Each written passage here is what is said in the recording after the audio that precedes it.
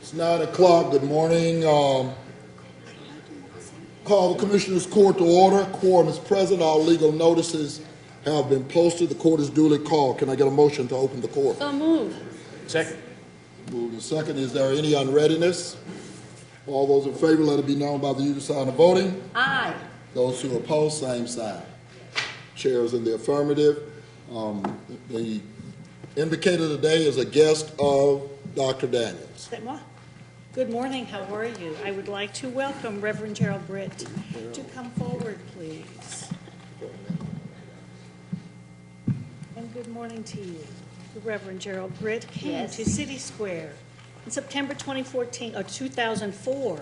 He currently serves as Vice President of External Affairs.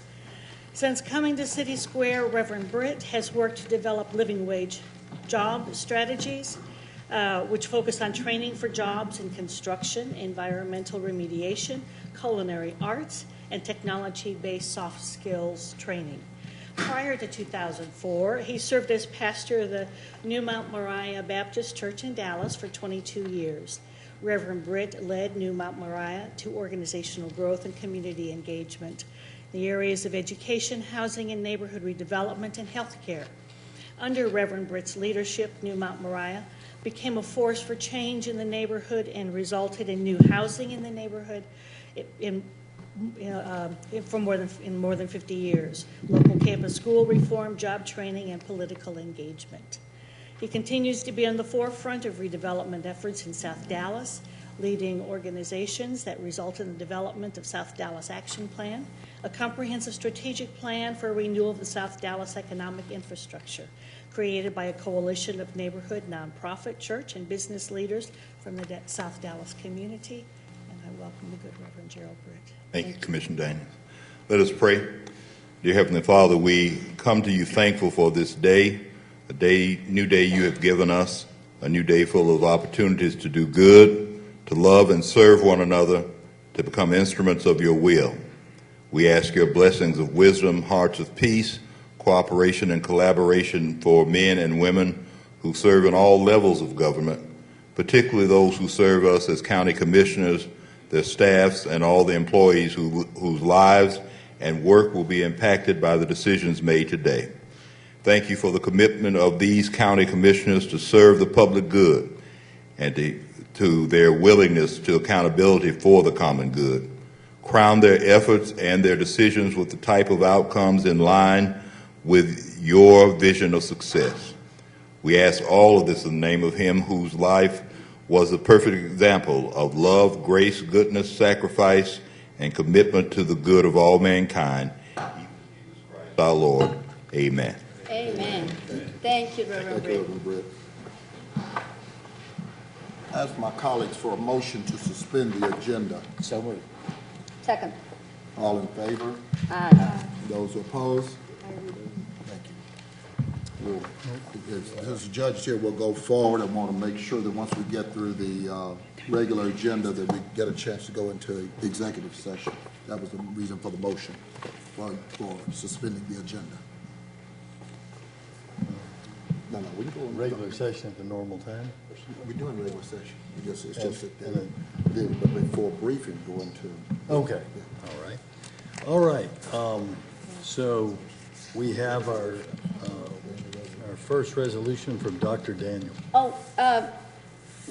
We have a recognition item on the agenda, just really quickly.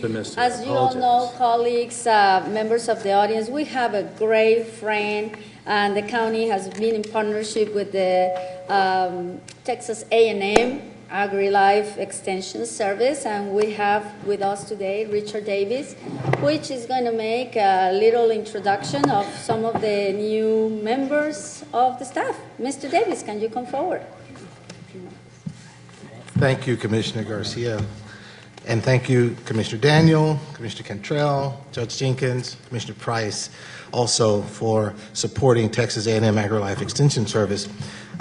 Extension exists in all 50 states of the nation and every county in every state, and I happen to be the Dallas County Director. And with your great support, we were able to hire Jeff Raska as our full-time horticulture program assistant, which left vacant his part-time position. And in that place, we've hired an extension program assistant, Miss Lauren Hale, who's working on her master's degree, I believe at SMU, and then pursuing a doctorate. And she's a great asset to our office on Marsh Lane. So please welcome Miss Lauren Hale. Stand up, Lauren. Thank you. Also, one of our prized agents, Miss Elizabeth Rudd, is with us today. She is our Ag and Natural Resources agent whom we recruited from having been an ag teacher in Dallas ISD at Seagoville. And so one of her prized youth is here today. But please welcome Ms. Elizabeth Rudd, our Ag and Natural Resources agent. Oh, there she is. And I'll conclude by saying that at our Roundup contest in Gainesville, Texas, several weeks ago, there's a young man under the direction and support of our ag agent, Ms. Rudd. This young man won the district competition, first place, District 4 Roundup intermediate class for agriculture. And his educational presentation was how urban youth can raise livestock in urban areas. It sounds like an oxymoron, but it's a fact. So Daniel Clayton Tackle won that recognition. He's 13 years old, a seventh grader from Garland, Texas. He's a second-year Dallas County Mesquite 4-H Club member. He's currently the Mesquite 4-H Club treasurer through the Dallas County 4-H programs. And Clayton has been able to show his livestock project, a brown Swiss dairy heifer named Melissa, as well as having shown poultry. Clayton's biggest accomplishment this year has been winning the District 4 Roundup education presentation competition held in Gainesville, as I said.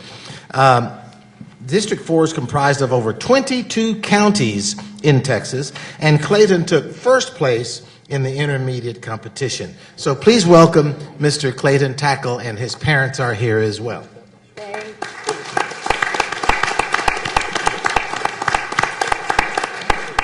Congratulations, Clayton. You want to say something real quick?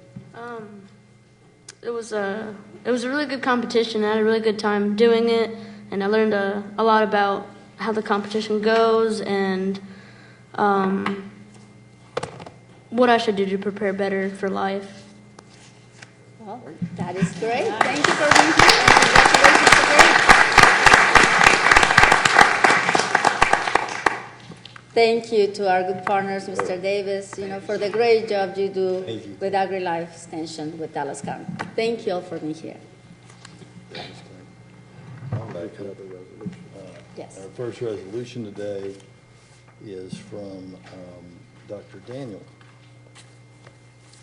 Well, good morning. This is a very bittersweet resolution that I offer today on behalf of this Commissioner's Court, because a staff member in Dallas County who has been here for many, many years is retiring, with the only good news being that after a month of relaxation that yes, you can come forward too. After a month of relaxation, he will be returning to the area and working in much the same mental health and provision of mental health services for Dallas County, so we do not lose his experience. But that being said, be it remembered that whereas the Dallas County Commissioner's Court takes special notice when an individual has given long and faithful service to Dallas County, and whereas Mr. Ron Stretcher started his tenure in the Dallas County Health and Human Services Department. There he managed programs funded by federal HIV and AIDS grants when the medical community was just beginning to understand the virus.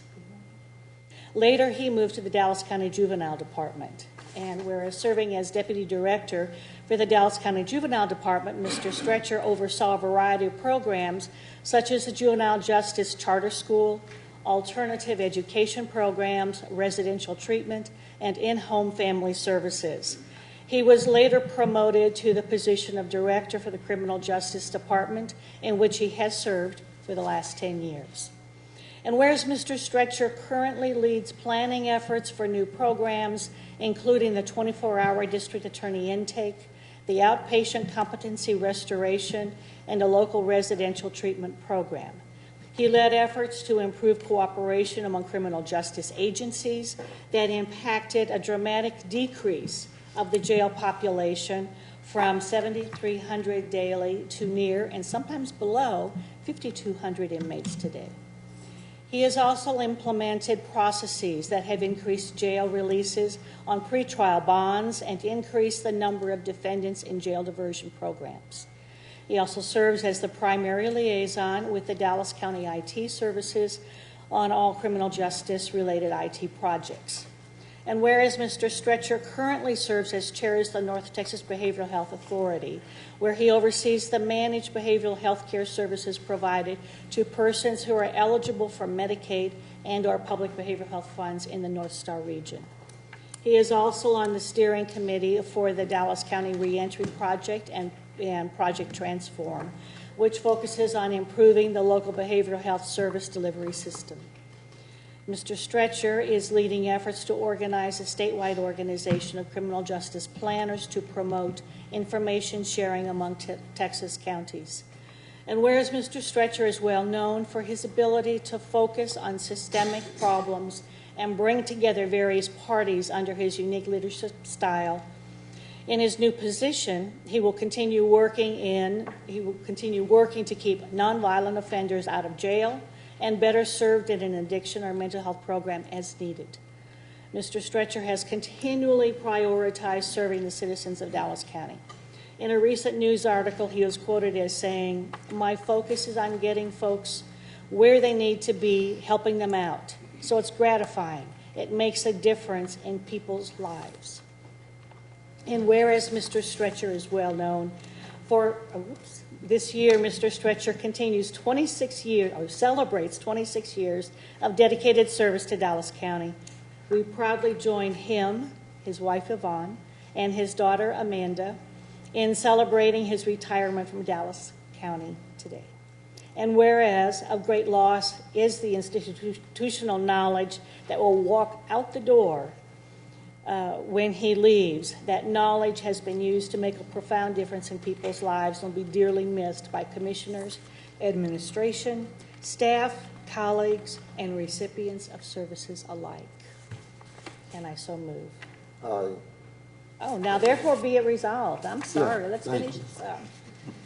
That the Dallas County Commissioners Court does hereby honor and appreciate Ron Stretcher for his 26 years of dedicated service to Dallas County and its residents, and congratulate him on his retirement, wishing him well in his new endeavors.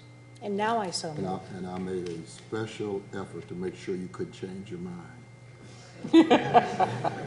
And we tried to change the resolution, Mr. Stretcher, so you could change your I mind. pulled you out of an HR retirement meeting 2 years ago and said, you can't retire. But it's bittersweet because you're going to a great career opportunity. You're able to, you've been here so long, you get to double dip or not double dip, but you get to, not double dip, but you get to take your retirement and you get a salary there, and you're going to be our partner in some really exciting criminal justice reform initiatives at your new job. So it's not like you're leaving us, you're just going down the street to keep working with us. We got a motion, sir. What do we? You got a motion. I think we have a motion. Emotion. I moved it. Has He it seconded it.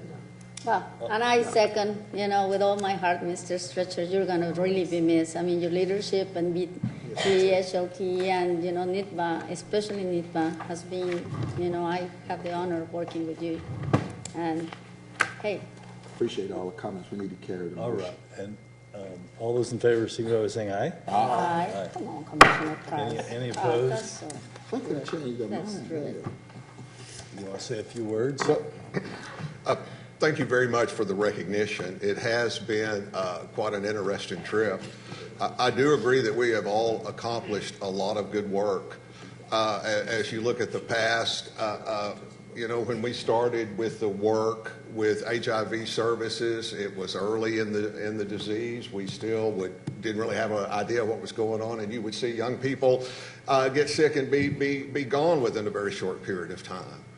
I know when we moved to the juvenile department, I started there in May, and they told me, okay, our thing to do is we've got to open a juvenile justice alternative education program September 1st. We have no contractor, we have no money, we have no building. Okay. Well, we operated and we were open September 1st. We made it September 1st.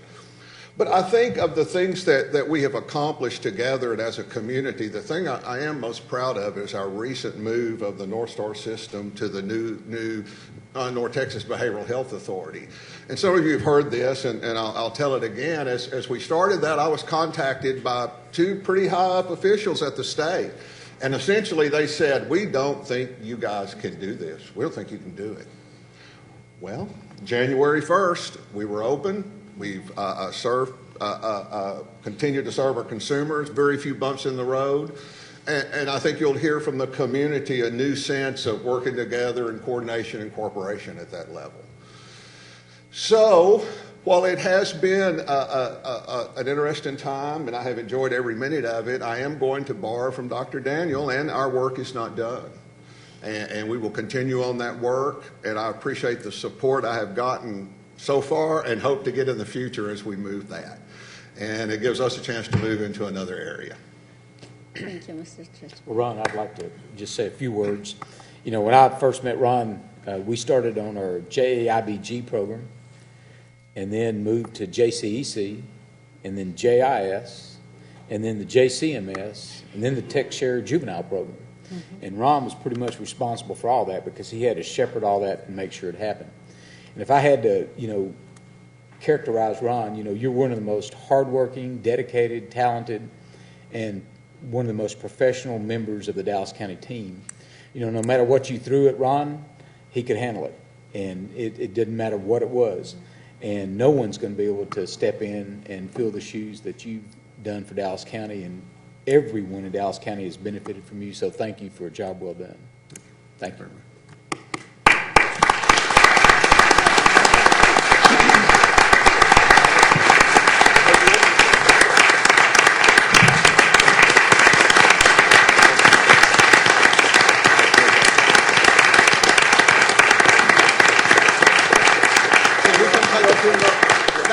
I imagine you're going to sit there and not say I'm not going to let you anything. get away. Like Cool Hand Luke said, until you got your mind right. I agree. Okay, gotcha. That's all I'm going to say. Come on, y'all take a picture. Come on. Yeah, I agree. I got you. Oh, my gosh.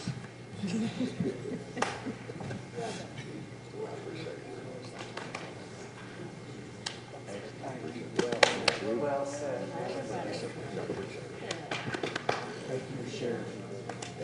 I appreciate it. You could have said a lot. Yeah, that's exactly right. Appreciate you.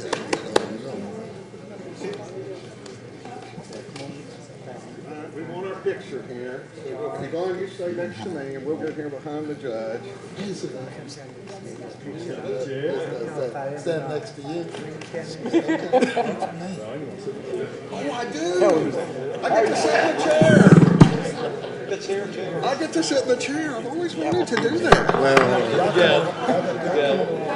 Why do you take it out of my hand, I hope? I'm sitting. Yeah, because We got to compress more on this side. There's plenty more room over here. Yes, there we go. When did you start? When you start? You're going to sit down? Good, mate. Vacation. I'm so proud. He's taking pictures, so we're going to be tweeting. Mm-hmm. Now just do it after court.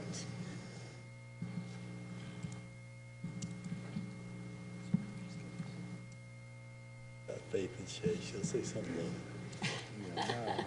All right. Congratulations. Thanks Mr. so much. I Stranger. appreciate it so very much.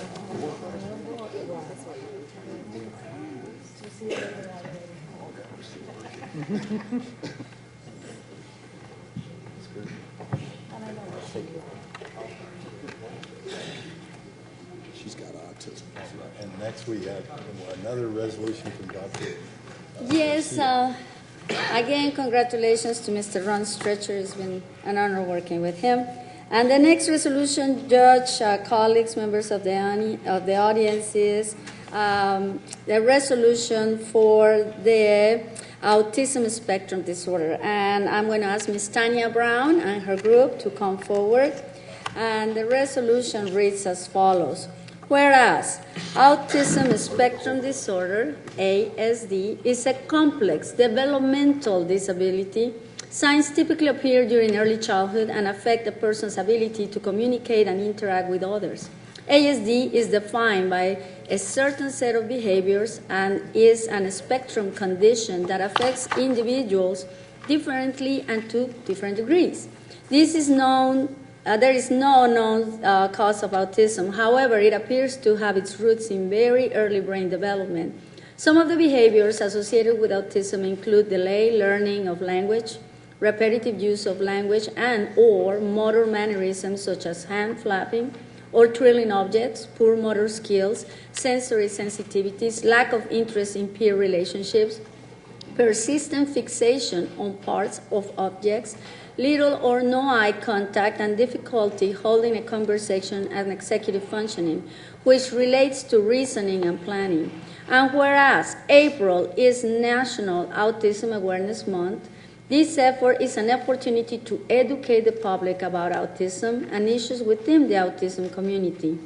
Increasing awareness is key to ensure early diagnosis and effective methods for early interventions. And whereas autism is the fastest growing developmental disability with a 119.4% growth rate between the years 2000, when the rate was approximately 1 in 150 cases, and 2010, when the rate has dramatically increased to 1 in 61 cases.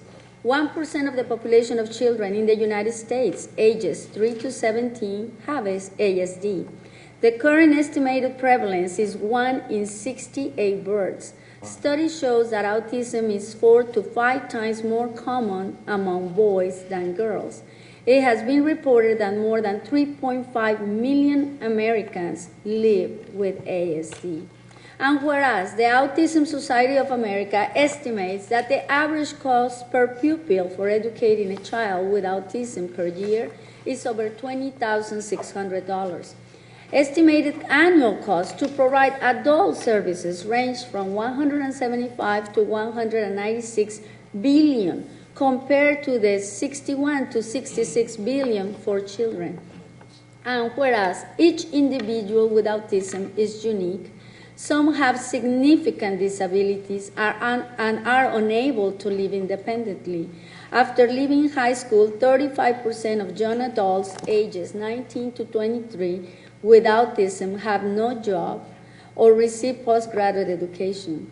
And whereas most of those with autism have exceptional abilities in visual skills, music, and academic skills. About 40% have average to above average intellectual abilities. Indeed, many persons on the spectrum take deserved pride in their distinctive abilities and atypical ways of viewing the world.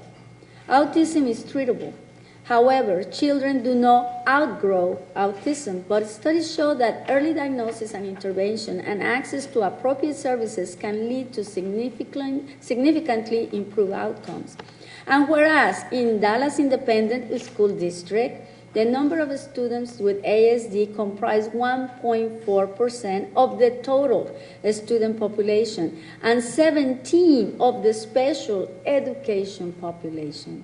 It is the mission of the Dallas Independent School District to improve the lives of those students on the autism spectrum by delivering effective instruction and increasing acceptance, respect, and support.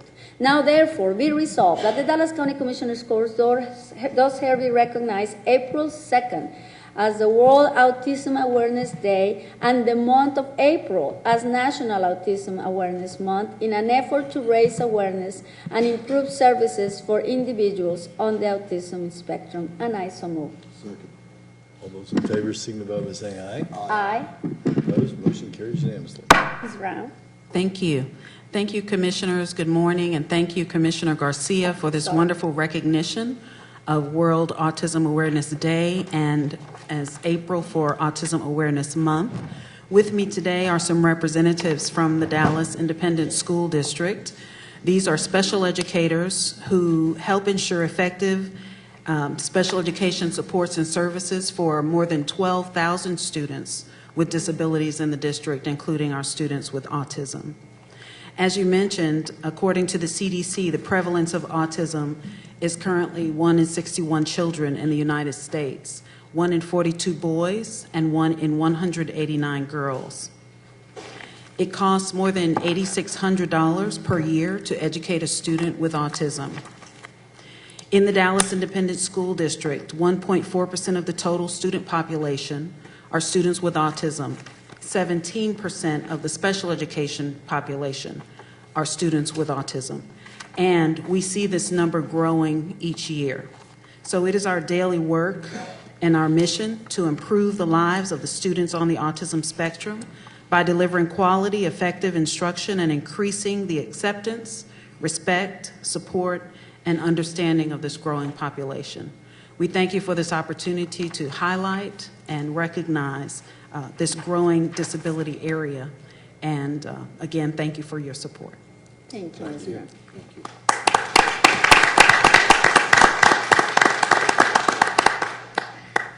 All right, we'll take a motion on the consent agenda. So moved. Second.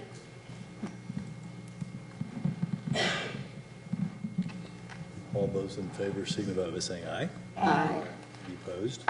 At this time, we'll suspend the agenda and go to closed session. Yeah, go to closed session. The matters that will be discussed in closed session are covered under Chapter 551 of the Government Code as previously posted. Any action as a result of the closed session will take place in a subsequent open session.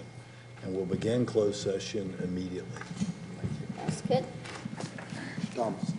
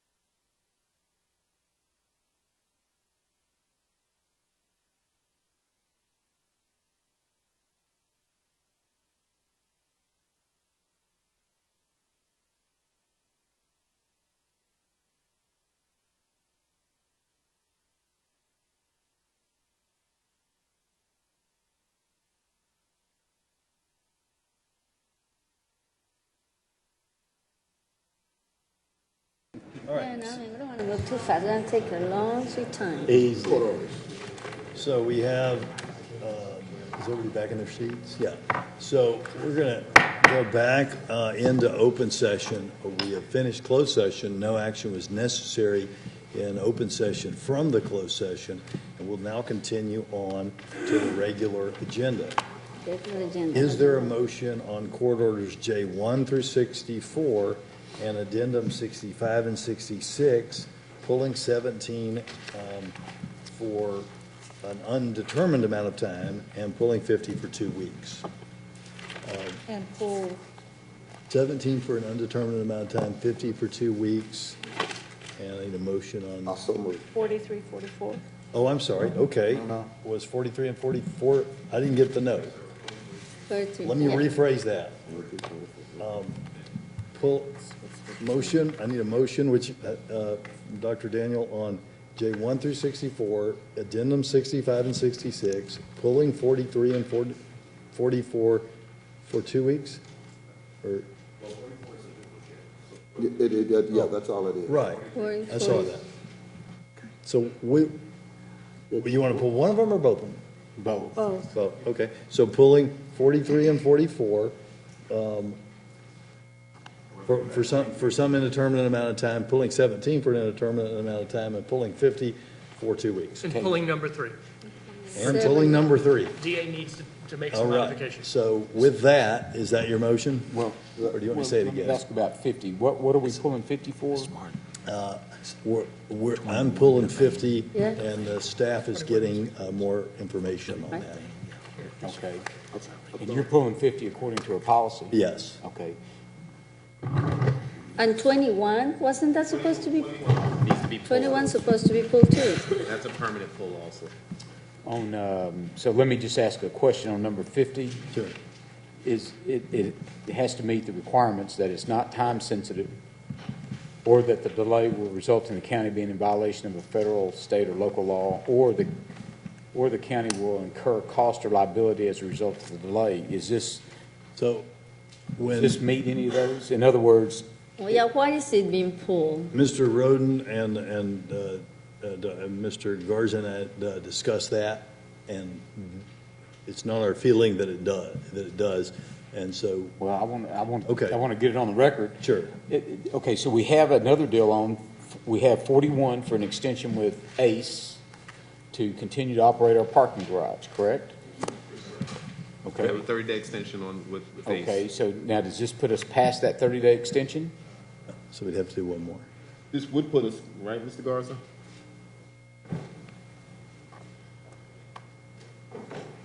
Okay.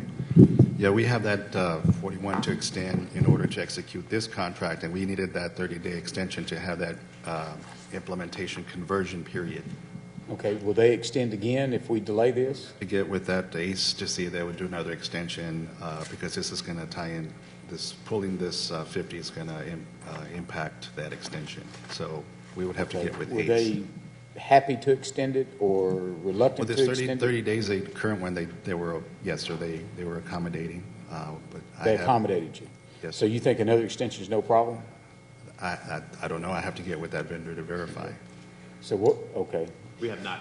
What happens if they don't extend it, I guess is what I'm We have trying to nobody get to to. operate the garage. if Who? they don't- We have no one to operate the garage if they don't extend. Okay, so what more information do you need in order to move forward with this bid? In other words, there are 3 vendors, is that correct? And you're negotiating with the highest? Well, it was an RFP process. Right. We received 5 proposals. Okay. We had an evaluation team score individually. The auditor's office scored the financial criteria, budget scored the pricing. And so once we tabulated that, we identified the highest ranked, which we brought forward. I did receive a question, who was this a bid, or who was the lowest bid? Did we award to the lowest bidder, and if not, why not? I responded stating that this was an RFP process. It was not price-driven. Yeah, correct. Okay. So, What's the issue? Let's speak up. That's all I'm trying to Yeah, get to. well, is what what's the the issue- issue? yeah, why are we Why are we I talking talked about about, I referenced that Well, because we don't know if we. the price is the Yeah. pricing on the highest ranked identified as. That what? The price, the dollar amount as far as the recommended contract we're bringing forward for execution, Okay, as referenced in here, is 711,000. okay. And I referenced that the next highest ranked vendor, their pricing was in a range of 100,000 more than the vendor we're bringing forward. Okay. So then I was asked, well, what is the impact to the taxpayer as far as who provided the lowest cost? Well, the third vendor provided the lowest cost in a range of 100,000 less than the recommended vendor. So 500,000. on a 5-year period, you're looking at 500,000 in a range, at an impact to the taxpayer. But we did an RP process, and in the RP process, you may pay more than the lowest. Right, this is but not it's a low based on- bidder. Correct, it's not based on pricing. This is, It's best value, so you have other weighted criteria. And no question that's true, that you can award in an RFP process to someone who is charging the taxpayers more money. My concern in looking at this is when I saw how much more money the taxpayers were out, and then it was told, I have not seen the score sheets, but was told that there's not a significant difference at all, and maybe even that the third place, the low bidder, scored higher on customer well, wait a service. minute, Judge, but Mr. Auditor, I mean, if I remember correctly, requests for proposals are best value. It's what will be the best person to do the contract financially, operationally. We've been here before, Judge, when we hire someone that does not perform because it was the lowest bidder, because we buy something, tables, chairs that break down when someone sits down because they were not based on value. And that's why we do RFPs, correct? Who is the best value for Dallas County? Yes, it might be a little bit more money, but it's better quality or has a more financial standing. Okay. Well, Mr. Auditor, how does this company, whoever the company is, because I don't know all the companies, perform, the one that the judge says is the lowest? I don't say it, I mean, money's money is Okay, lower. the one that charged the county the less amount of money, how had it been performed in the real world? Because you analyze the numbers, right? The numbers, but as far as the performance, I don't think I can speak to right now. But when my staff analyzes the number, they look at the best value as it's considered from the financial reports that we receive. And when we went through the scoring, we scored that based on the best records we had available. Okay. So there are other considerations in addition to just the Yes, dollar there value. are other areas that creates the total pointing factor. Right. There's the cost factor that's being reviewed by Since it's- budget, and then there's other Since categories. it's my concern, let me tell you what my concern is. Answer. You need to know. Well, Judge, go ahead. But you're hearing that this is an RFP. It's not a low I bidder. understand that. And I so- don't think it's fair for people, Well, can I just companies. say one thing? Sure, go ahead, first? please. My concern was making sure we don't meet the 3 criteria. If it's time sensitive, or if it's going to cost Dallas County money, then we don't pull it. Otherwise, we hear it. Right. So that's, So at this point, we've got to go back to the Yeah. current vendor to see if they'll And extend it will 30 cost days. the county more money, which is the Commissioner Control's point. Well, well, that's what I need staff to tell me. so here's my suggestion on that, and then I'd like to tell you a little bit, since we're discussing this now, before you've seen the information, unless you've asked for the same information or had those discussions. I want to tell you what I was told about that. But with the extension, we could always have a situation where there would be a reason to not get more information for the court and have the opportunity to make a decision based on that information by saying, well, we haven't called the vendor, we hadn't had time to call him and make sure that he'll extend for another month. Given that that vendor is our current vendor and they make good money to do this and they're set, and I think it's on the, this is known information, they are the prevailing person that's suggested under this process. I don't think that's a problem. Assuming it is and the court wants to then get the, Whoa. Who's prevailing? The one that's operating now? isn't that on the court order? You know something I don't. Yeah, You know something I don't.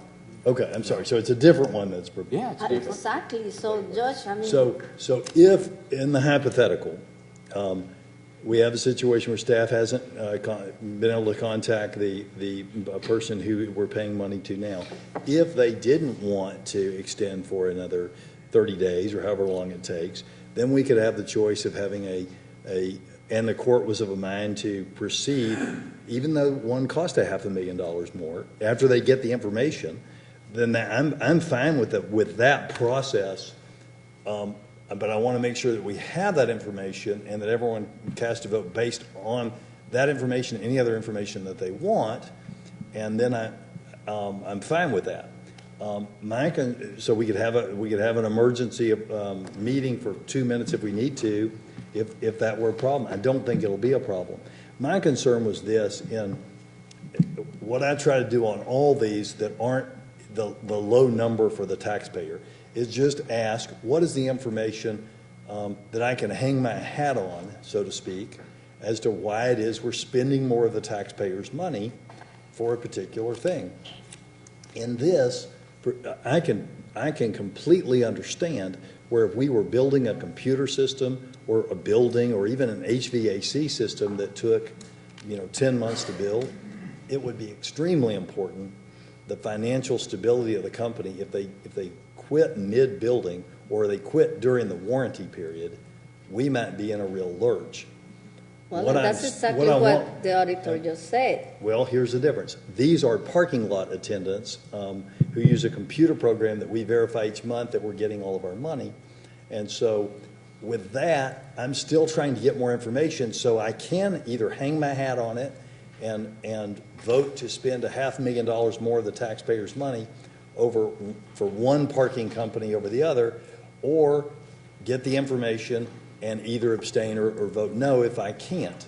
But right now, I couldn't get enough information that made me comfortable supporting this particular item. And in our discussions, we decided that if the court didn't know that there was a $500,000 delta, that the customer service and experience scores were essentially the same. It may even be the low bidder was higher, and that the only difference or the reason that the low bidder came in the RFP process lower was financial stability. It made me question how important is financial stability in a parking lot attendant. And so I wanted to get, and I don't know the complete answer to that, but I wanted to get that information and give other members of the court the opportunity to get that information if they choose to, because here's what I believe based on, I'm no purchasing expert, but based on my talks with Azimuth and Paul Coggins and the people that looked at it, our job and what we're trying to do here is stay out of the purchasing process as it is formulated, as the team is working. That is correct. With all due respect. Can I finish and then you can talk? There's some respect for the process that's already Absolutely. been done. Absolutely there is. But then we have an important role, and that role is to be a check and a balance and to ask questions and then vote for or against each item. In asking for questions on this item, I don't have enough information, hopefully it's out there, to feel good about voting to spend an extra $500,000 of the taxpayers' money. I don't think our job, with all due respect to everyone, could ever be to always follow staff recommendations without ever asking those questions, because if that were the situation, there would not be any check and balance. Everything would be done behind closed doors at the staff level, and no one would oversee it. And now, I don't believe anyone's done anything untoward here. I just am taken aback that we're spending an extra $500,000 over a 5-year period, and I just want to make sure that there's a good reason for that before I vote for it. Well, Judge, going to the RFP process eliminated the bid process where you go for the price, and that's exactly what you're saying like you're going for, because what, and perhaps, Mr. Garza, you can explain, you have three that are the top three? Yes, sir. Okay, so even with the judge's scenario, under the RFP process, you have to negotiate with the highest. Highest rank. Then the next If we highest can- rank, and then the third. So you got first, second, and third. We only negotiate The with firm the that the highest. judge is talking about is number 3. You won't even get to number 3 because you go from number 1 to number 2 That's correct.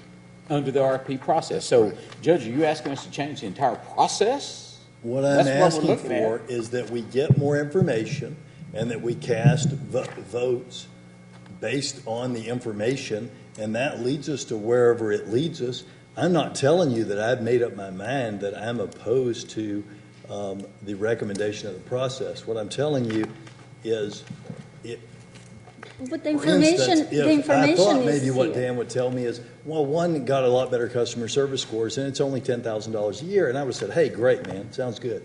But when I heard the amount of money and the situation on customer service and the length of time these two big companies have been in business, I couldn't, in good conscience, vote to spend $500,000 more of the taxpayers' dollars. So I may get there by 2 weeks from now. I'm not asking to change our process. I'm just asking that we follow our process and get the information in our process to anybody, you or me, could pull something for 2 weeks, and I'm asking for all of us to get more information. What more information are you going to provide the judge? I just want to state one thing, because my staff look on all these processes. They look at financial stability for a reason. And the reason is we want to make sure that company will be in business in the future in order to service. And when we look at financial statements, we want to make sure we've got certain tests we run through those financial statements to determine who has the strongest financial statements. But that's not the only factor that's considered in the RFP process. We have to pull all the other factors in. So the financial stability is not the one that basically turned the scores totally around. Well, now, that's what, I realize there are other scores, but what I understand from talking to Mr. Garza is that because maybe I shouldn't say what the score is probably, but because the score was so incredibly low on one thing, that skewed the who won and who lost in the situation. And I'm not here to pick winners and losers. I'm just here to be a fiduciary for the taxpayers' money, and it's a lot of money. So I'd just like more information. My concern, and please understand this, Mr. Thomas, I don't question at all. I want the more information, but you have a process, you followed the process, you gave this person a score. I'd like more information as to what how they got that low of a score and why it matters. We put 20% of our weighted score in this RFP process on financial stability, like we do if someone is building us a computer or a building. But these folks are running a parking garage, right? Or parking lots. It's mostly lots. They're opening the arm, taking the money, doing those things. And I'm a little bit concerned that the taxpayers are paying an extra $500,000 because of a low score, because primarily of a low score on the finances. And if it can be explained to me, and maybe it can be, here's why that's important. Over in Fort Worth, when somebody had a low financial score and went bankrupt, Correct. it cost the county a bunch of money. But here's what I don't get.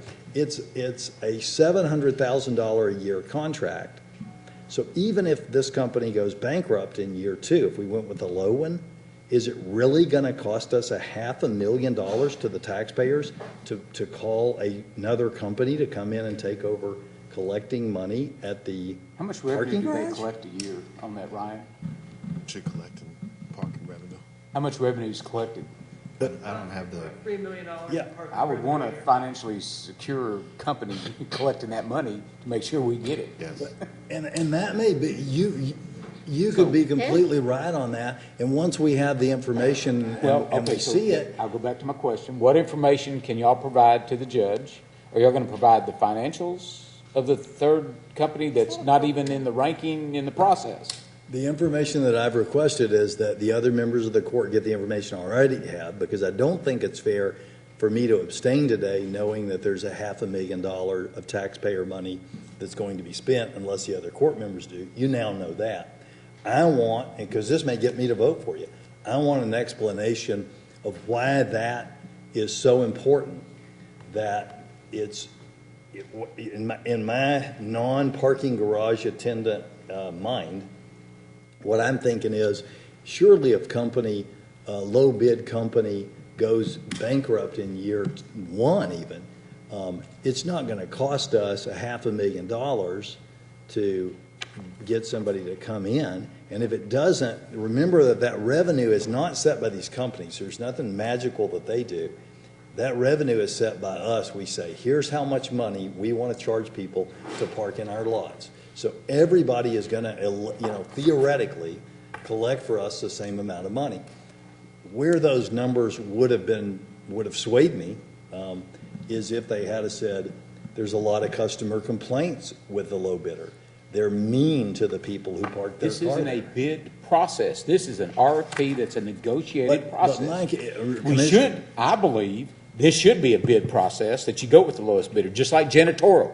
But no, we wanted to get living wage and all that kind of stuff built into it, and he's willing to pay more. You were willing to pay more on the bid, on what the Dallas County pays for that, so you could get what you wanted on that. We went to the RFP process. Living wage was any part of this process. Absolutely. I'm not going to get into that discussion with you, but Not on this particular discussion, you don't even get to the third vendor to negotiate. So I don't understand what the I understand rub that's is. your position today. I would just like the court to get the There's information. consistency. I think what Absolutely. we're trying to say is consistency. You cannot mix and match whenever you feel that, the process is not the way you would like to see But it. at what The point- process has a weight, Without and seeing it the is. information, though? Shouldn't we see the information? And I have faith in the And process, listen, too. I always defer to my colleagues when I believe they're on the right point. And, in this case, will this, I think Commissioner Cantrell have asked already 2 times, will this affect the county process? And this decision, if we delay it, will cost the county money, because might not be $500,000, Judge, but if it overlaps one over another one, the current contractor says, no, I will not extend, and then, it's not financially steady, the company that you want to get more information, then we are in trouble, and we might finish losing money for Dallas County. Right, and then we can have a fast session. But here's the question. If you hire a company that's not financially stable, Correct. they come in, they start running our parking, they go bankrupt, now what do? We have to go back out to the RFP. Now, wait a minute, who runs the parking lot until you find We somebody? have to find somebody Correct. to run. I think But And we I will don't think finish we're losing talking money. about a company that's teetering on bankruptcy, Commissioner. We're talking about the people that bid on these contracts Didn't even make are it to the top. the same companies that run dozens and dozens of parking lots in downtown Dallas, Right, right? but Commissioner Garcia is correct. Well, I They didn't think- make it to the top to be negotiated with. And I Exactly. think we have to make sure we stick to what the rules say, what the law Right. says about RFP process. The RFP process says you choose the highest That's bidder correct. choose the highest vendor Ranked. based on score. Highest rated. Right, highest And ranked I'm bidder not based on saying they score. did that wrong. I'm Right. saying I need information. Right, and I understand that, but and what I'm saying, and Commissioner Cantrell's right. Even if you kicked out this one, you'd have to go to the second one. That's right. Unless you kick out the bid total. Factors that you decide. Or as we look at the information, we're going to just follow the process wherever it leads if we look at the information. But the thing that we have to think about, colleagues, is if we were to say, well, $500,000 over 5 years of the taxpayers' money is not worth getting the information and waiting a few days to have it, to vote, is $1 million, is $2 million, is $3 million? At what point do we want to exercise some discretion and get information? I think it's very important At what that. point do you have to say that the process is something that we must respect? That it is a combination of factors? It is not only the cost, but there are a number of other factors that each one of the scorers look at. I have to agree. have confidence that our purchaser, that our auditor, that our budget people, that the rest of the people on the committee, that I have enough respect for their background, their experience, their knowledge, to be able to evaluate all of the factors that go into making the best decision on this. I am content that looking at what we have been presented here, which is it's the briefing page plus the contract, which talks about the company that overall scored the highest on this particular RFP process. We have to, at some point, step back just a little bit and have confidence that the people that we have put in charge have confidence that their experience, their knowledge that they have been able to select the better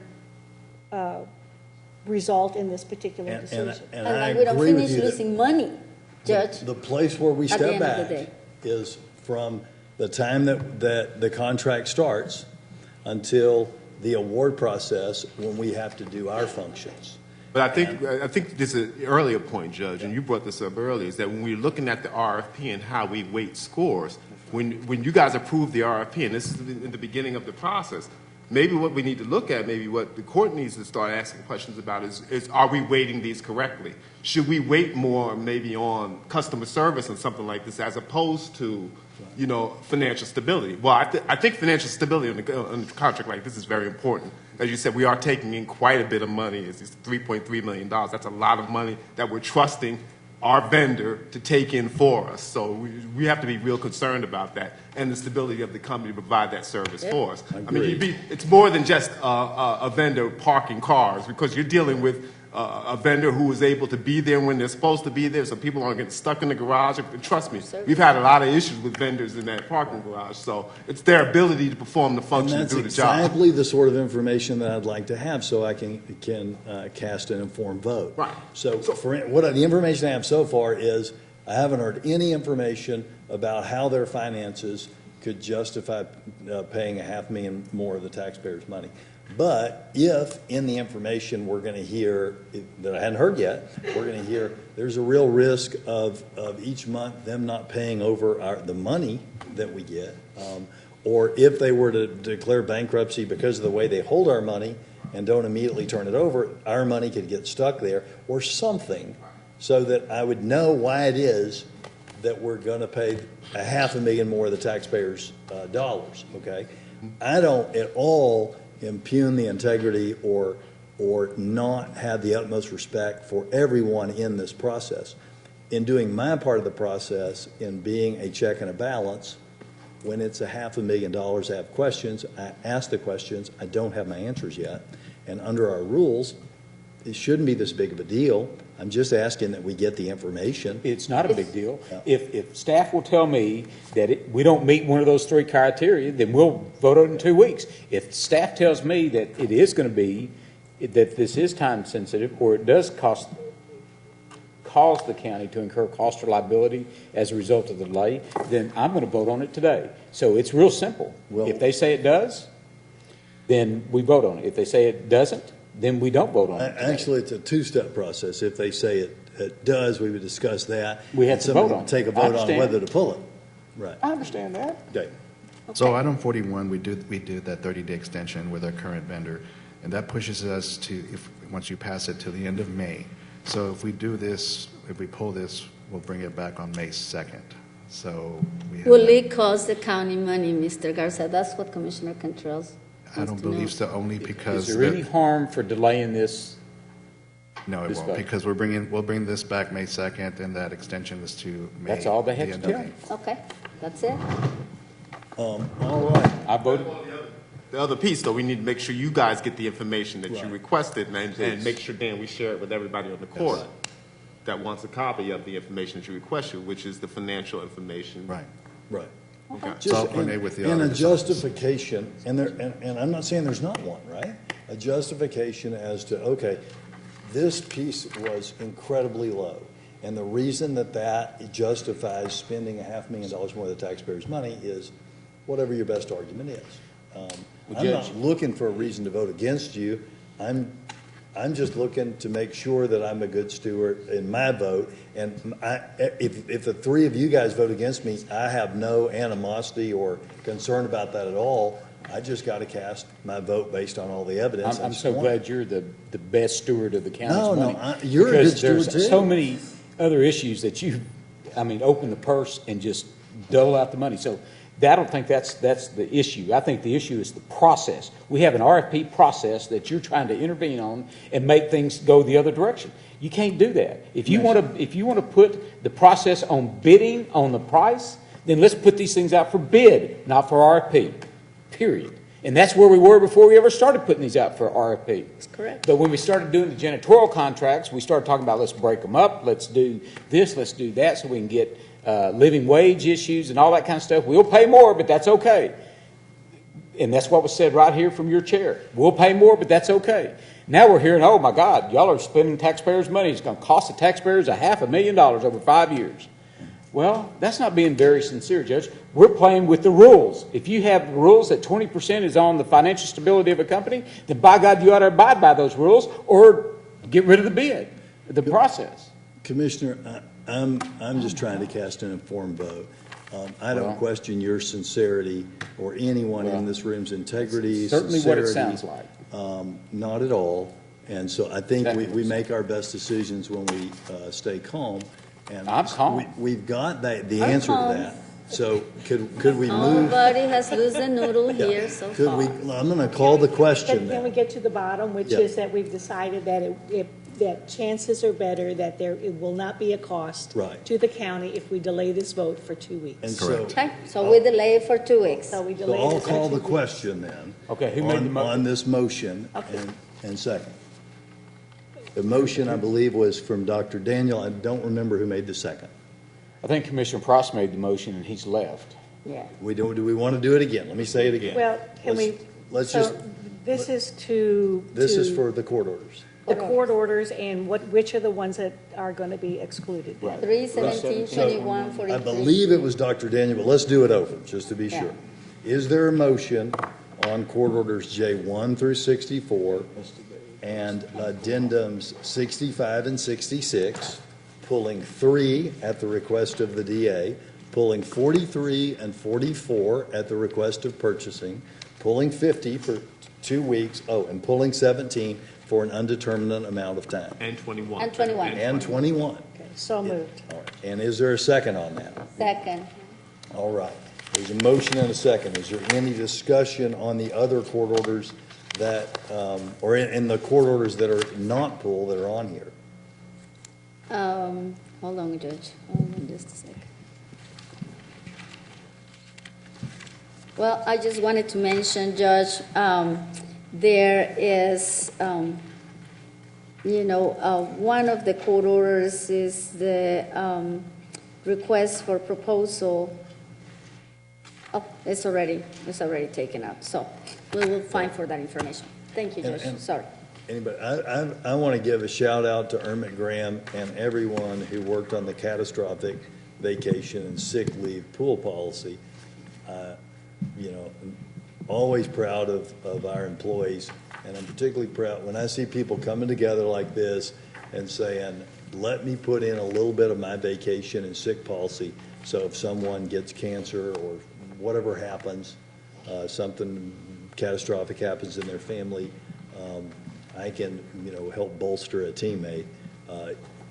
That is just really, really, really a great thing that our employees are doing that, and it's a great thing that Mr. Graham and everyone who led that. One other thing that comes up that I've got, we've got several contracts on here that I'm voting for today on purchasing that are temporary extensions because we need to do something or whatever. And I know purchasing has been doing a great job. I'm very happy with our director that's been here for a year and a half or so. And he's working understaffed right now because a few people have left. But we've had this discussion today where, we're resistant to waiting, and to get more information when a court member needs information. And yet I realize maybe it's because we're understaffed over there, but we are getting on all these contracts consistently, whenever, every 2 weeks, we've got one that we've got to do right now, because if we don't do it right now, we've already had one temporary extension, and we got to do something. When are we going to get to the point where particularly in light of the court's concern that they may not want to even wait for information if there's any chance it would cost money, right? And we've got to do that check and balance. So what do we need to get to the point where we can get our contracts done with enough time so that any court member does have a question and there is, say, a 2-week lag, it doesn't cause consternation? So tell me a little bit about that, because I want to help you. I want to Sure. get you what you need. Well, the court approved us to obtain two new positions, and it was passed by Civil Service yesterday. And with the proposed option to relocate to the Jackson Street location, that'll allow us to have the space to have this new staff. So I think that's going to address service delivery. But I did tell my staff to get with all the departments 6 months prior to contract expiration, and due to the complexity, maybe even a year prior to that contract expiration, to begin the solicitation process. So, and I realize there are exceptions to every rule, and but what would be fair for us to expect that we wouldn't get right up to extensions? Would 3 months from now, contracts that we come before us 3 months from now, we're caught up enough to where we're not right on extensions, or is it 6 months, or what's kind of fair so we can have a goal? 3 to 2 months is sufficient time. We also 3 months from now, we won't have contracts like we've been having, where if we don't pass it today, we've already had one temporary extension. If we don't pass it today, we got to call them for another. We'll be caught up in 3 months. No, it depends on where the contracts fall as far as expiration, so it's going to be sporadic. Well, and of course, Judge, one thing that will help is if you ask your questions after the agenda is posted, within the first weekend, not one night before. I mean, that definitely always helps. Absolutely. Well, and we did that, but we'll endeavor to ask our questions of purchasing really early. But the problem, I mean, we can see this, right? It's not a best practice out of purchasing, and I'm not critical of anybody in purchasing, but it's not a best practice to wait to the last minute or even run over the contract time of the contract before, because the rules in government contract dictate that we have to go through some process, and we can't just have a practice of continually running over and giving people extra months of pay. So is it fair to say in 3 months on most contracts, with exceptions, because some things will pop up, that this won't be something that's multiple on our agenda every 2 weeks? Well, I think we're putting a lot on the purchasing department, because it also requires our department heads that their contracts, so they have to start knowing when their own contracts expire. I've had this conversation in staff meetings, so I don't want to put it all on purchasing. I've also had some conversations of district attorneys got a new software package where the new package that they just implemented over the last few months, I believe, which actually has a flag, which he's going to set his flag. He can set it anywhere from 3, 6, 9 months when contracts expire, so that departments will know to start bringing this stuff forward. The purchasing department waits on the departments because things may change. They've got to go through a process with a checklist. Has anything changed with this contract? Do you need to do anything different before they get the stuff on the agenda? So these things take time. So it's more than just the purchasing department. That's a great point. But what would be reasonable? Because I understand it could be the department that needs the computer is late on sending that in, and then there's a delay in reading the contract and all kinds of things. And I'm not picking on anybody here.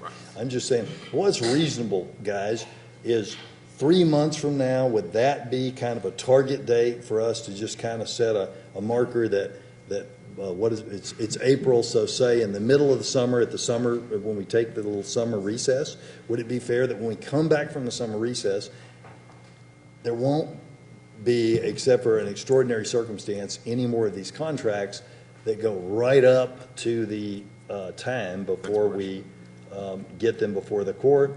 Is that fair?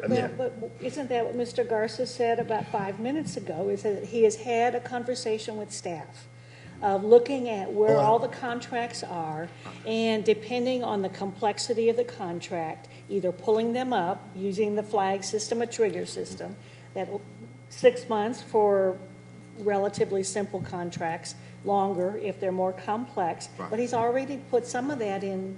Well, you have to also, when you're doing the contract negotiations. That sounds like a great plan. I'm asking, my question is, when I look at this book and my colleagues look at this book, would it be fair for us to have a goal that we would, hold ourselves to, that we're not going to see RFP contracts come to us in exigent emergency overrun? Is that 3 months? Is it 6 months? The road and talk a little bit about his process, because I'm going to rely a lot on his system now. Or is this a question that maybe you want to discuss amongst yourself and come back? I'm going to need to, because Okay, I'm just trying to get my handle on his. I'm sorry, on And his I'm not process. there's no media in here. I wouldn't even have this discussion with you if there were a bunch of television cameras. But guys, I just need to know, and I'm fine if it's 6 months. If you're like, oh, man, I'm so behind on this, and our computer doesn't work yet, and this, that, and the other. But we got to get to the point where we're doing this well ahead of time. But it's not just that. And Mr. Garza, let me ask you this question. Does it take more staff and time in order to negotiate an RFP, or to look at a bid that comes in and determine who's the lowest bid? An RFP process is Oh, lengthy. really? Yes, sir. Man, I don't know why we're doing the RFP process then. And then sometimes negotiations can be lengthy, and we Absolutely. can't reach. Absolutely. That breaks down. You got to go to another one, start all over. Bid process. It's the lowest bid gets it, right? That's correct. Okay. Well, And everything has to go through the DA's office, so I've got to allow time for that to happen also. And from our perspective, one of the problems that we see is if the departments do not get, and the departments are the ones that are in the best position and need to have the responsibility for knowing what contracts are coming up, which ones are their annual contracts, because they are the ones that are going to have that information more than anyone else. Now, if they don't get it there in time, then of course purchasing has to go through their process, and ultimately we have to review that contract, and we'll get people that want us to review a contract in a 12-hour turnaround, and that's just not possible. The new system that we do have in place, however, I have spent a lot of time setting it up.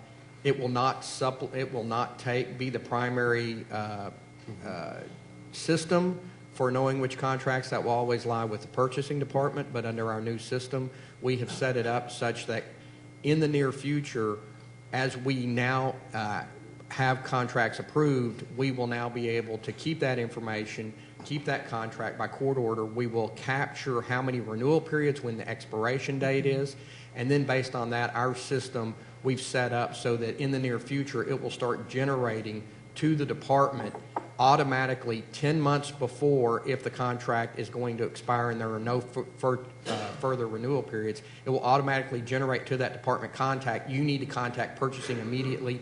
You cannot get a renewal, and if it's one that has a renewal option, then they will start getting automatic ticklers 6 months in advance, which will direct them to go directly to purchasing. And that will be kind of a belt and suspenders system we can give as better customer service to help get those things to purchasing earlier in the process. And that's great. To talk with staff, and by the second meeting in May, I'll have an outline for you when you can expect it. Great. Thank you. And I think we have a great team here. Not critical of anyone on the team. My question is just kind of to use a court analogy. When will that case be ready for trial? Right. And everybody get together and let us know what's fair to expect that will not be a problem anymore. All right, so anybody else to kind of end on, at least to end on a high note, Public Works, I say this to them all the time, but every week we see these houses going back into the market, and we see the pictures at our meetings with them of the property before and after, and I think it's really making a big impact. Public Works is making a big impact on the community when they take these properties that aren't being used, put them back in the hands of families and back on the tax rolls. So we've got some of those here, and that's just an example of one of our great departments. Are we going to vote? Y'all ready to vote? Yep. All right, all those in favor signify by saying aye. Aye. Any opposed? Motion carries unanimously. Thank you, Judge. And I would like to have a moment of privilege. Several things, that are in this agenda as well. The first one that I want to commend is, our tax assessor collector. As always, one of the best. He is featured in the county magazine of this month, March and April, as Voices of County Government. And among his achievements, which are very impressive, and I knew some of them, Mr. Ames, but nevertheless, he was able to introduce the new collection systems and protocols, which has resulted in issuing over $45 million in backlog refunds to our citizens. And coming from a tax assessor, a position that sometimes is not very glamorous, Mr. Ames, and definitely not very popular, you have done a fantastic job. And congratulations. It's great to see the people you have the honor of working with, being recognized and being portrayed as the best in Dallas County. Thank you so much. And you're definitely a strong voice. The other issue, Judge, is, the Dallas County Historical Commission. And I know Mr. Lusberg is probably tired of hearing me saying, what a fantastic group of people we all, as the Commissioner Court, have put together with him. I don't know if you have the opportunity to read the last one, but Hamilton Park, I know Commissioner Daniels, you just recognized Hamilton Park in a resolution a few weeks ago, has a fantastic story. I learn every single time I read it something about Dallas County and their history. The Interurban Railway by Michael Amonet, fantastic history of Dallas, and of course, in Oak Cliff as well. And one of the most impressive ones that I saw this week was by one of our new members, Ms. Juanita Nañez, the Pike Park story. And I don't know if the county treasurer is here, but I know Ms. Medrano knows this story because the story of Little Mexico. And one of the part that, it really interests me, and of course is very, amazing in these times to see, is the fact that the park, as you all know, in Little Mexico, it was a state-of-the-art municipal park which became the gathering site for immigrants in Dallas County, where you could see Irish, German, Scottish, Swiss, Polish, Jewish, all, sharing that park. And as the community started changing and more Mexican immigrants moved into Pike Park, and the Jewish community started setting where it's now around the farmers market, there was a say that they call it, you can walk away from Jerusalem to Mexico just by walking Acker Street. And I found that, fantastically adorable. And of course, last but not least, your piece, Mr. Lusberg, about something about Saxe's history. The whole newsletter is fantastic. I know that we're doing different improvements to get all this information out. I definitely will be sending it to all my constituents. I think this in a capsule shows what Dallas is all about, and it's impressive what you're doing there. And last but not least, and very, very important, is, part of the Health and Human Services Department. I know that Mr. Thompson is also tired of hearing me say how a great job and how much he works ahead of the curve, being proactive rather than reactive, and of course prevention more than treatment. And I have the opportunity to talk to Mr. Thompson and also some of the people from the Health Resource Center. I think Rafael McDonald, Mr. Brown, and Mr. Cano are here today. Would you please stand up? I know that you're probably going to speak later on. But as you all know, the CDC approved the pre-exposure prophylactic pill, and it's a way for people that who have tested HIV negative to reduce the infection by taking a pill every day. Well, thanks to your leadership and Mr. Thompson's leadership in today's agenda, we had already voted in some of the educational material that will be given through our Health and Human Services Department to work with the Resource Center. So thank you all. I mean, it's the little details that actually make the difference in people's lives, what we're here for, and I'm definitely excited to be able to be part of this. I got your newsletter as well. I do read. One of the good things about not sleeping is you get to read everything. And exciting. Thank you, Mr. Thompson. Thank you, Mr. McDonald, Mr. Brown, Mr. Cano, for being here today as well. Thank you, Judge. And that is my, I have made a commitment that in the next 4 years I'll be very positive, and this is my beginning. Awesome. Anybody else want to say thank you to anybody or any love? Thank you, Russ Roden, for taking my call last night. And thank you, Tony Pipples-Poole, for doing a great job at the elections department. Anybody else? All right. Thank you to everybody. Can't do it without you. Yeah. All right. We're up next with public, and it's great to see, I'm remiss in not saying this from the get-go. It's great to see Daryl Martin back yes. from his leave. Mr. Martin, we're glad to have you back.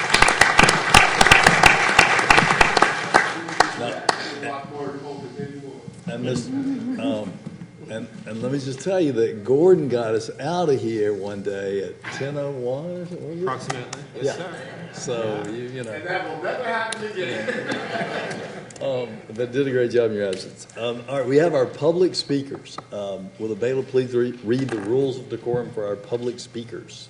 All Commissioners Court attendees are hereby advised that this meeting is conducted in accordance with the provisions of the Dallas County Code, Section 74-71. Visitors and registered speakers are to preserve order and decorum at all times. Personal profane or slanderous remarks are not appropriate and will not be allowed at any time during this public meeting. Any and all applause are to be kept brief in observance of time constraints. Disruptive visitors and unregistered speakers may be removed and are subject to the penalties provided in the State of Texas Penal Code Sections 38.13, 42.01, and 42.05. Registered individual speakers are limited to a maximum of 3 minutes, and the maximum discussion of any one topic is limited to 30 minutes. Great, and our first public speaker today is Mr. William Hopkins. Mr. William Hopkins, Mr. William Hopkins. And our next public speaker is Miss Yvette, I always mess it up, Jablai. Balizé, man, I can't not get that right to say that. But it's great to see you, and please don't take offense. Oh, no, it's all good. Well, happy day. My name is Yvette Balizé, address 5123 Echo Avenue, Dallas, Texas 75215. Okay. So I came to Dallas about 3 years ago to work on House Bill 2391, Cite and Release Enforcement. And I don't know if y'all heard, but recently Dallas City Council passed and approved it. One concern I have with that is that there's about 26 cities in the county, and it's kind of a conflict to have some people in one area have a law enforced one way and be arrested, and in another area get ticketed for that offense. I think it's crucial at this time that the county takes control of this and works on getting something finally for cite and release enforcement through the district attorney. So I'm asking you to please try to find a way to convince our district attorney's office to make this policy official. Now, if y'all didn't know, the city of Dallas sometimes makes ordinances that conflict with the county's needs. And we're going to switch gears a little bit. For example, I was arrested for holding a sign. The city of Dallas has a no sign holding ordinance which violates the First Amendment. How does this involve the county? Well, when I was arrested for holding a sign, and I was arrested again for existing on the sidewalk under these panhandling ordinances that are unconstitutional. Supreme Court has unanimously said 2 years ago in the same thing against Colorado Springs that these panhandling ordinances violate the First Amendment, and there's been about 40,000 people who have been violated behind this ordinance. So, along with going to county jail, since the city can't afford to enforce their own unconstitutional ordinance, people are being taken to county jail. When you go to county jail as a city inmate, you can't use the phone. You're denied an attorney, and you're denied health care because you're a city inmate, and you're told over and over again that the county nor the city can afford it. I spoke with Lieutenant Klepid, and he said Commissioner Cantrell was interested in working on this. I have that conversation recorded. So I can send you that recorded conversation if you don't agree with Lieutenant Klepid and what he said in that conversation. But please, I'm trying to find out if there's a way we can do some type of injunction to stop the unlawful holding of individuals because of this unconstitutional ordinance. I heard word from a bird that there's probably going to be a class action civil rights lawsuit against the city. And if I were you, I'd probably try to stay as far away from that, involving yourselves in that. You know, me, I am an activist. It is my right to stand out there with a sign. If somebody were deaf and their only way to communicate were writing down on a sign, and I think y'all know that this ordinance is unconstitutional. It's gone too far, and you need to quit contributing to that. And I will go ahead and email you that conversation with Lieutenant Klepid, Commissioner Cantrell. I have the video on my laptop right now if you want to see it. Okay. I think Ms. Balizé, yes, you're out of time. Thank you so much. Thank you. Thank you for your work on Saturn release, and shout out to the city of Dallas for their 10-5 vote on that. That's going to save, taxpayer money. Well, there's some of us that don't agree with that, Judge, but this isn't on the agenda. I was just about to point out, you're not on the agenda. My apology, not on the agenda. Our next, and I should know that, so my apology. Mr. Raphael McDonald.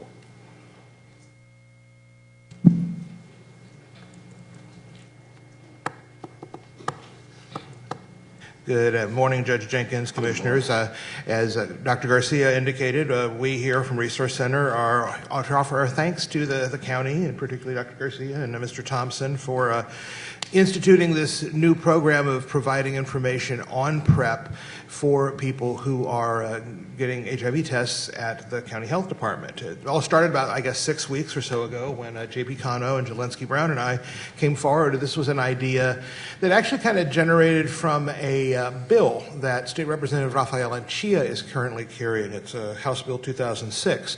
This would institute basically the same thing at the state level, but why not try it here first in the county while Austin is doing whatever Austin is doing right now, which is not a whole lot. So that is where we are right now. So we appreciate Dallas County taking the lead on this particular issue. A little more about PrEP. Dr. Garcia hinted about it. It's a prevention protocol that includes a daily antiretroviral prescription as well as quarterly blood work, including STD testing and regular visits with a medical provider. When that is combined with condom use, it has been shown to have a 99% effective rate at preventing the HIV virus. FDA approved PrEP back in 2012, and more than 49,000 people nationwide use it as HIV prevention. However, there are still great disparities in use among the African American and Latinx communities, and one of the main reasons for that is that people just don't know about it. We know here in the state of Texas that Dallas County is second in the state, just behind Harris County in the number of new HIV infections, and it's first in the infection rate. So we need bold, creative, new ways of being able to get those numbers down. I want to let JP and Jelensky have a moment here to also provide their thanks. Again, as Raphael said, I would like to thank you all. One of the things that we see quite often at Resource Center at our testing clinic is folks coming in, they're testing negative, and maybe a couple more tests, they end up positive. So something like PrEP, biomedical intervention is definitely needed in today's HIV prevention efforts so that we can, curb the numbers. And as some of our outreach programs that we have, we see a lot of folks that this could definitely benefit. And we've, been doing what we can to get the word out, but we're definitely welcome the help at Dallas County and eventually the state of Texas to get the word out, because PrEP will be a game changer. We also want to point out that in addition to the fact we have a PrEP clinic that we've just started at Resource Center within the last couple weeks, we already are on a waiting list. Our friends and colleagues at Abounding Prosperity are launching one. Prism Health is launching one. Just to the west, Tarrant County, through their health department, has a PrEP clinic. And once access may need to be expanded. So that may be something for a future budget and future discussions down the road. And we may be back for that. So thank you again for your time and your support. Thank you. This is on our agenda. You guys are awesome. Thank you for bringing this to our attention and giving us an opportunity to partner with you on this. Great job. Thank you. All right, and our last speaker today is Mr. Eric Williams. Mr. Eric Williams, Mr. Eric Williams. We took closed session out of order. No other matters came up for closed session after that time in our briefing agenda. So the court will be adjourned, and if staff will assist me in carrying the orders up, I'll sign those in my office. You have to sign court orders. I just said that. Yeah. Oh, you need to sign them too? Yeah. Some of them? Yeah. Let's go back and sign, everybody, let's go back and